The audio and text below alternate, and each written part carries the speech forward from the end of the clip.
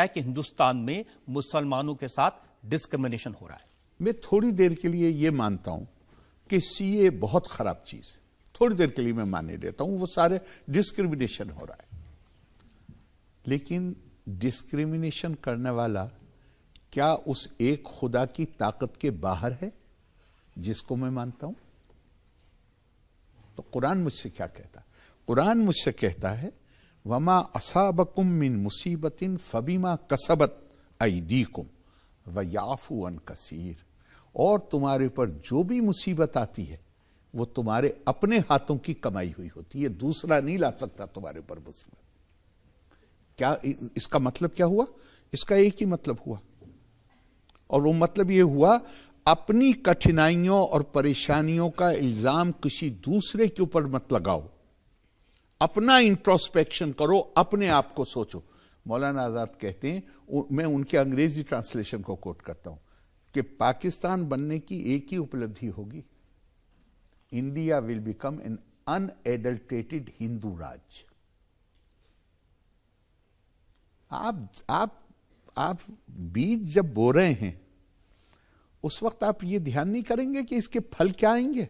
आज यही तो मुझे हिंदू राष्ट्र को मैं बस वजह बताता हूं। यही मौलाना मौलवी कहते हैं कि हिंदू राष्ट्र बनाने की कोशिश हो रही है। कोशिश का क्या मतलब है? मौलाना आजाद तो कह रहे हैं कि ये पाकिस्तान के बनने का मतलब ये है कि ये होगा, तो होगा। इनकी समझ में नहीं। मैं तो मैं बताता हूं आप हिंदू राज है, थोड़ी देर के लिए ये मानिए कि हिंदू राज है।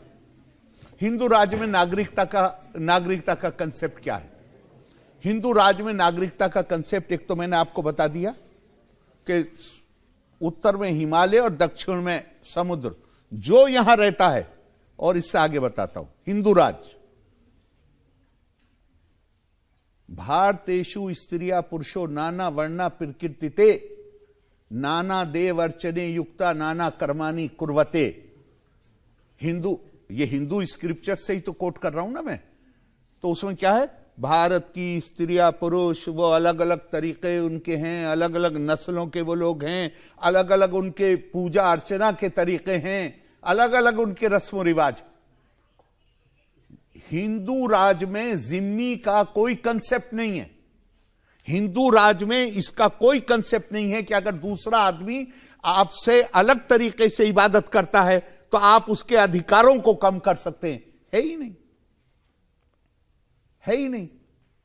लेकिन ये तो हर रोज पढ़ा रहे हैं कि ये आरएसएस के लोग, नागपुर में बैठे लोग हिंदू राष्ट्र बनाएंगे, पहले सीए लाएंगे, उसके बाद फिर एनपीआर लाएंगे, फिर एनआरएस लाएंगे और मुसलमानों को निकाल देंगे। असल में हमारी एक मजबूरी है।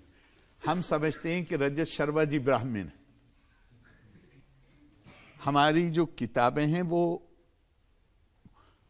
जिस घर में रजत शर्मा जी पैदा हुए हैं उसकी बुनियाद पर रजत शर्मा जी को ब्राह्मण नहीं मानती। हमारी किताब कहती है ब्राह का मतलब विस्तार करना, एक्सपेंड करना। मन का मतलब दिमाग और दिल। जो शिक्षा ज्ञान प्राप्त करने में लगा हुआ हो और उस ज्ञान की प्राप्ति के बाद उसके नतीजे में उसका मन और मस्तिष्क का विस्तार हो गया हो, वो ब्राह्मण।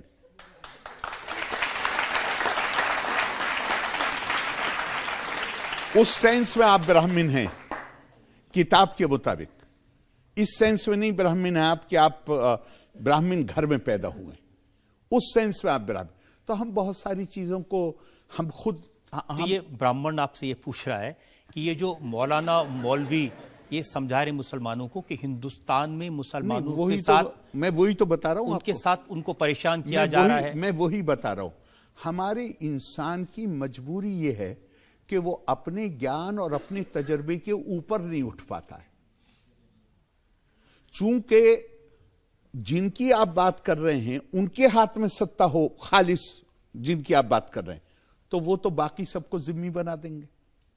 तो वो ये समझते हैं दूसरे के हाथ में सत्ता चली गई तो वो हमें जिम्मी बना देंगे। वहां जिम्मी का कंसेप्ट